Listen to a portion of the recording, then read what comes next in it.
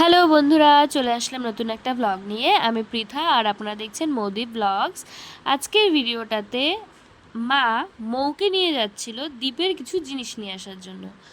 তো এবার হচ্ছে আমাদের কিছু জিনিস নেওয়ার ছিল, তো সেইগুলো নিয়ে আমি আর মা ফুচকা খাচ্ছিলাম।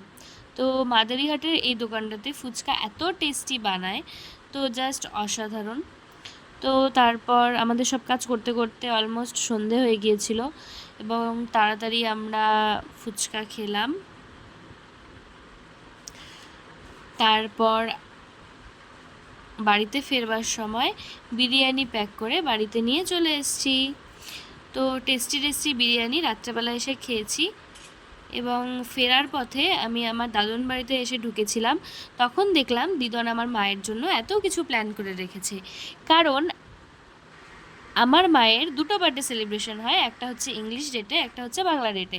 তো যেহেতু আমার দিদনরা আগেকার মানুষ, তাই দিদন বাংলা ডেটটা সেলিব্রেট করে আর আমি আমার মায়ের ইংরেজি ডেটটা সেলিব্রেশন করি।